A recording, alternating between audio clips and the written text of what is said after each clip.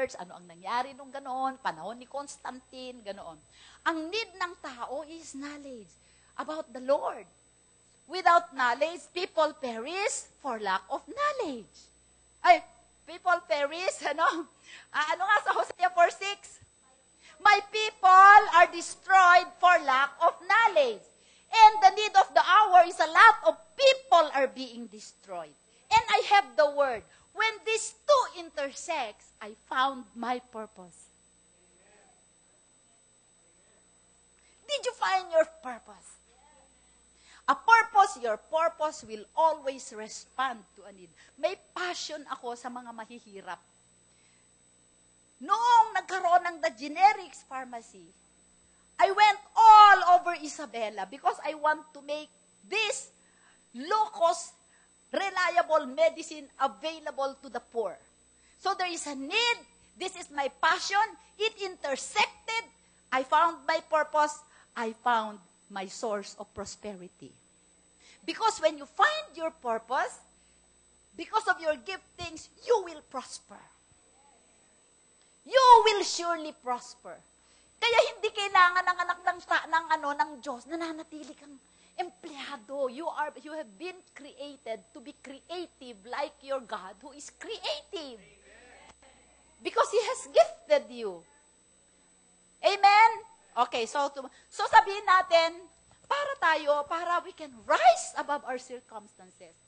May mga tao na ang circumstance mo, ganito na lang ako, nagtatrabaho ako ng 30 years. Ganito pa rin ang buhay ko. Naalala ko nung nasa San Miguel ako. Ma'am, 20 years na ako dito. Dreamer pa rin ako. Hindi umaasenso ang buhay ko. Nagkaapo na ako dito. You are not rising above your circumstances because you are not discovering your purpose. Your giftings. Amen?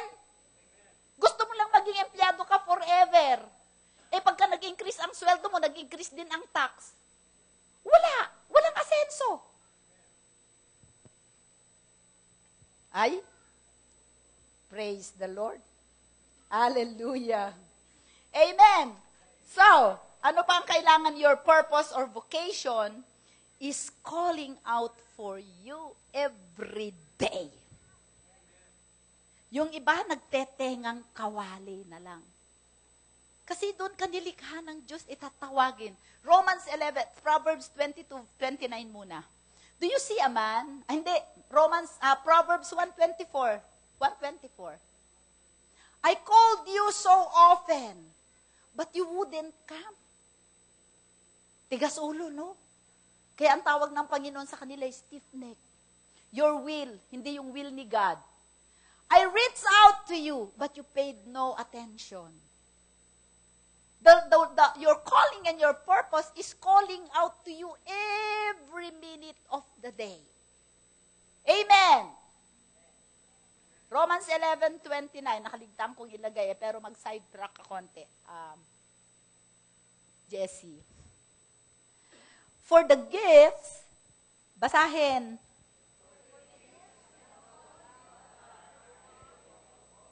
Ano ibig sabihin ng irrevocable?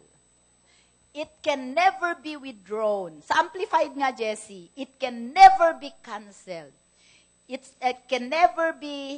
is under full warranty. God can never change His mind for God's gifts and His calls are irrevocable. He never withdraws them when once they are given, and He does not change His mind about those to whom He gives His grace or to whom He sends His call. Alam mo ang mayamang lugar, sementeryo, nandun lahat ang mga giftings na hindi nagamit, na ilibing. And the hardest part of our life is when we get old, we regret that we did not use our giftings. We did not use it for the glory of God. Amen? Amen. Number 6. Your purpose brings with it the anointing of God for maximum performance. To prosper you and bring glory to God.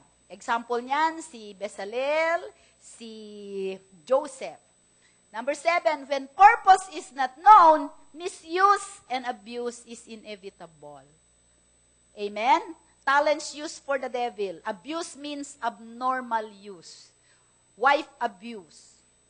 Ginawang sex machine ang asawa. Child abuse. Drug abuse. Kasi ang morphine, yan ay para sa mga, may mga cancer na hindi na matiis, hindi para yan sa mga healthy people. Amen, na-abuse natin. So, ang mga bagay na ang ng Panginoon, halimbawa, if you are naturally inclined to sing, talented ka na singer, kung hindi mo siniksigad, gagamitin mo ang pagkanta mo sa mga bars. It is misused. Or it can be abused. Amen? Gising pa ba kayo? So, to rise above our circumstances, you have to discover your life's purpose. And your giftings, natural ability, natural inclinations, and passions, they will all predict your purpose in life. Do not live outside your purpose. Kasi isang araw, pagtayo mo sa judgment seat of Christ, ano ang ginawa mo sa ibinigay na kaloob ng Diyos sa iyo? Tatanungin ka ng Panginoon nun. Anong isasagot mo? Inisquander ko, Panginoon. Minususe ko, inabuse ko. Kasi hindi kita tinanong kung saan ko dapat iyon gamitin. Amen? Amen? Huwag kayong matakot naman. Okay, number 2. So sabi, how can we rise above our circumstance? Know your calling, know your purpose, know your giftings, know your know what you want to do for the Lord. Number 2, identify opportunities to use these giftings. Amen?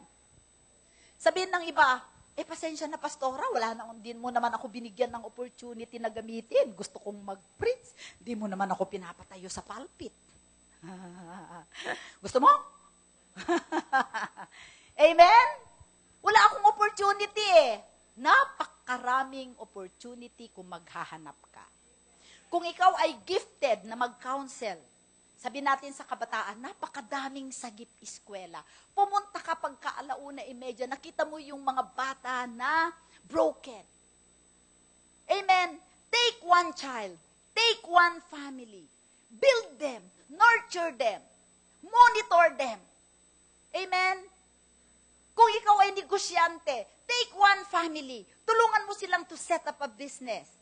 Mag-identify ng business, mag-identify ng location to finance that business. Tulungan mo silang mag-bookkeeping. Don't tell me walang opportunity. Meron tayong cooperative, meron tayong sagip, meron tayong mga youth service, meron tayong mga outreaches. Naghihintay ang pastor sa Isabela, naghihintay ng pastor ang Llanera. Ang daming opportunity. Why are you not exercising your gift? And even if you find the opportunity and you fail, it's okay. That's part of learning. You will not die if you fail. Amen? Anong problema natin? We have not been conditioned as a church to be trained and equipped to do ministry. We think that we are just here to feed our minds and our spirit, and that's it. Walang purpose, walang vision. Amen? So how can you rise above your circumstances? Alam nyo, the best thing to rise up above your circumstance is to minister to other people who are down so that the Lord can teach you principles. Amen? So that you yourself can rise up. May kausap po ba ako? Hindi naman ako nagsisermon, Nagtuturo lang ako, amen? So number 1, you have to know your purpose, your giftings. Number 2, you have to look for opportunities to exercise them. Kung nabigyan ka ng opportunity, pumalpak ka, tumayo ka uli. Ang Panginoong Jesus, ilang beses tumayo. Noong siya ay daladala ang krus papunta sa Kalbaryo, ilang beses siyang tumayo, ilang beses siyang nalugmok, pero tumatayo pa rin siya. Ganon ka din, kapatid. Amen? Those who are willing to do ministry, I can give you all the opportunity that you want. Dito lang, sa youth lang, napakadaming aalalayan. Dito lang, mga wives lang, mga husbands and wives, families, ang dami nating chance na mag-minister dito sa Rema. Number 3, and I will end with this. Number 3, overcome the spirit of intimidation. Yung iba sa atin, na-feed na tayo ng word for the last 16 years. Wala. pew warmer lang tayo. Mainit na yung upuan, dun lang tayo. Di ba? The word intimidation is the Greek word diaseio. Diaseio. D-E-D-I-A-S-E-I-O. It means to intimidate. To intimidate is to shake violently. Ligligin. To intimidate is to ligligin. Okay? To do violence. If you want to do violence to someone, you intimidate someone. Amen. Sa Tagalog, takutin. Sindakin. Amen? So, number one, we have to overcome that spirit. It is a spirit. Ito ay isang espiritu that stands between you and your future. Sabi ng Panginoon, for I know the plans I have for you. Plans to prosper you and give you hope and a future. There is a bright future ahead of you. But the devil, the enemy, who is the spirit of intimidation, will stand between you and your future. Sasabihin niya, hindi mo yan kaya. Wala kang pinag-aralan. Di mo yan kaya, pandak ka. Wala kang itsura. Ang mga nagsasaksi dyan, mga matitipino, mga tapos ng ganito. So, you get intimidated. So, because you get intimidated, you stop dreaming. You stop pursuing your future. Amen? Naririnig na, napapakinggan niyo ako, nai-intimidate kayo. It is the spirit that stands between you and your destiny in Christ. Alam mo, ito ang calling mo. Alam mo, ito yung gusto. It is also the enemy that stands between you and the calling, the thing that God wants you to do. Sasabihin sa'yo ng spirit of intimidation. Hindi ka pwede, hindi ka nag-graduate ng Bible school. Di ba? O kaya sasabihin niya sa'yo, hindi ka marunong mag-English. Tignan mo yung mga tumatayo sa pulpit, puro English speaking. Di ba? Sabi mo, I like that. Naalala ko tuloy si Pastor Lito, di ba? Sasabihin niya sa'yo, tapos ang gagawin nitong espiritu na ito, okay ka lang dyan. So, sasabihin niya, you are not ready. You are unprepared. You are not worthy. Hindi ka karapat-dapat. Hindi mo yan kaya. Marami kang inaasikaso. Hanapin ka ng asawa mo, ng anak mo. Di ba nag-aano ka pa sa opisina? Di ba marami ka pang ginagawa? He makes you feel unavailable. He makes you feel uncomfortable. He makes you feel unworthy. So, ang gagawin mo, you stop. The spirit of intimidation, brothers and sisters, will monitor your behavior. Narinig niyo ako? This spirit will monitor your behavior. Every time na nakikita niya na, wow, excited ka mag-serve kay God. Di ba? Immediately, i-stop ka niya. O pagka nakita niya na mayroong kang hope, may brightness ang countenance mo, Lord. Isang araw gusto kong mag-missionary. Immediately, bibigyan ka niya ng rason para i-stop ka niya. Then, you will be as dead. You will not move for Christ. The spirit of intimidation will paralyze you. Amen? Wala man akong pinag-aralan. Bisaya ako, matigas dila ko. Hindi ako pwede. Sa Isabela pwede ka. Hindi ako marunong mag-Ilocano. The voice of the enemy will constantly speak to you. He will tempt you. He will deceive you about yourself. He will accuse you. And he will condemn you. So you feel, because you are condemned, the word condemned is not fit for use. You feel that you are not fit for use. Yung buhay mo, hindi maganda, di ba? Divorce ka, naghiwalay kayo ng asawa mo, hindi ka pwedeng maglingkod sa Panginoon. Yung nakaraan mo, pagka nalaman nila, walang maniniwala sa'yo. Di ba sabi ng Panginoon, your sins I will remember no more. Yan ang spirit of intimidation. At napakaraming Kristiyano, they are intimidated. Ipapakita pa sa'yo ng espiritu. Tignan mo yan, Kristiyano, well-dressed, laging nagpupunta sa church, linggo-linggo, nag-a-attend pa ng prayer meeting, pero walang ginagawa sa kaharian. Ganyan ka na lang, okay lang naman, tignan mo. Diba? So you don't serve anymore. Pogi lang. Pogi lang. Bakit? Na-intimidate. There is no room for intimidation in the body of Christ. If you get intimidated by the devil every time, you cannot rise up above your circumstance. Pipigilan at pipigilan ka niya. Amen? Yung mga anak mo, inihintay ka. Yung mga ganito, tatawag si ganito. Yung bahay mo, kailangang bantayan. Yung anak mong maliit, walang mag-aalaga. So the devil has stopped you. Amen po.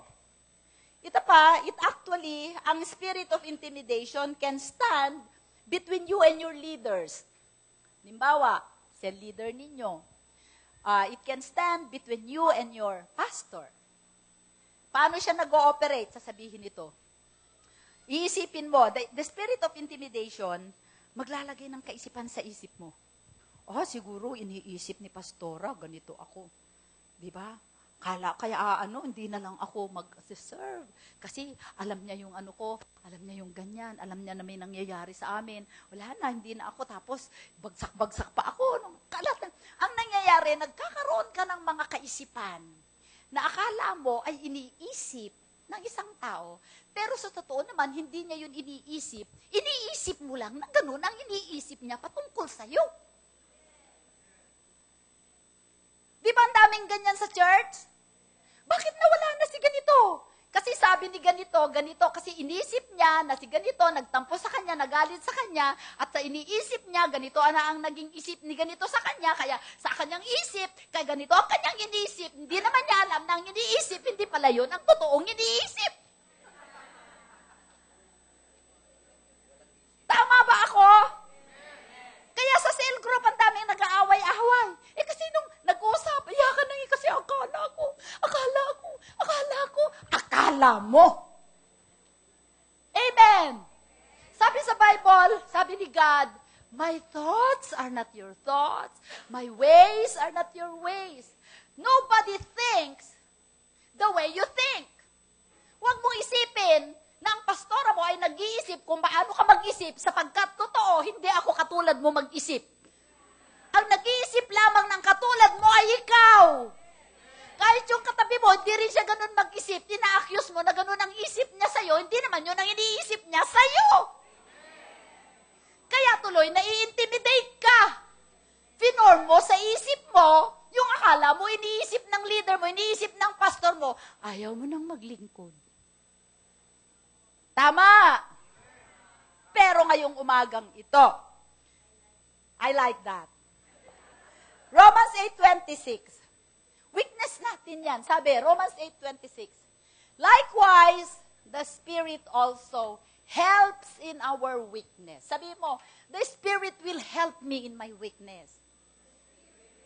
That's why, don't be intimidated.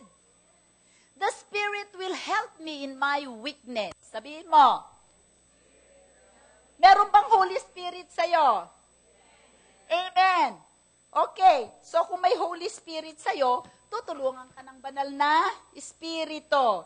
Amen? So, sasabihin ng iba, kaya naman, pastor, hindi ako naglilingkod kasi hindi po ako nakapag-aral. Pues, mag-aral ka. Sinong pumipigil sa'yo para mag-aral? Alam niyo si Benny Eusebio, yung follow-up worker namin sa Isabela, grade 6 lang ang natapos noon. Pero dahil sa desire niya na maglingkod at mag-aral ng salita ng Diyos, amen, nag-enroll siya. Ilang taon na ba si Benny? 23 ng first year high school. Dahil sa desire niya, dahil alam niya, tinawag siya ng Panginoon. Okay, nag-aral siya. So, nakaaral siya. Ewan ko kung nakaaral siya. Last week, ngayon lang, kahapon lang tinawagan ako. Nag-exam siya ng acceleration. Pumasa siya. Equivalent to 4th year high school siya. Amen. Kung nai-intimidate ka kasi hindi ka nag-aral, mag-aral ka. Sister, di ako marunong mag-witness, magpahayag ng, we are called to express the nature of Christ. Kung hindi mo na mag-express, kumuha ka sa internet, marami ways to share the gospel. Pag-aralan mo. Amen. Study to prove yourself. Diba? Sabi niya, approve of God, rightly dividing the word of truth. Kaya nga may Bible school, kaya nga may cell group. Hindi dapat yan limitation. Amen? Romans 8:28. Romans 8:28. Tatapos na po tayo.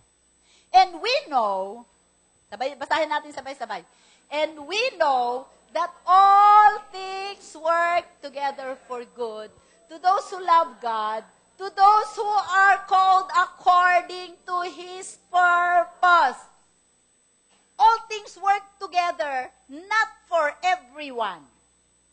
Laging sinasabi ng mga Kristiyano, all things work together for good for me, Kristiyano ako. Only for those who are called according to His purpose. If you are walking in the purpose of God in your life, then all things will work together for you. Next verse. Next, 29. For whom He foreknew. Sino yung kilala ng Diyos from the beginning of time? He speaks the word from the beginning, the end from the beginning. Ikaw. God foreknew you even when you were not yet created. For whom He foreknew, He also predestined to be conformed to the image of His Son, that He might be the firstborn among many brothers. So, ang ating goal natin ay maging makonform tayo sa imahe ni Jesus. His holiness, His submission, His power, ganun lahat, okay? Next, moreover, whom He predestined, this He also called. Pwede ba kayong magbasa?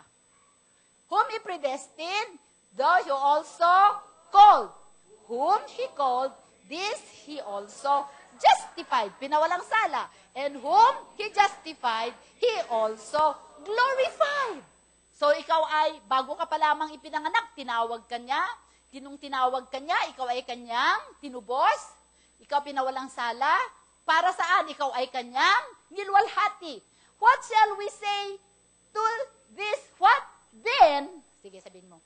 What then shall we say to all these things? Ano daw yung these things?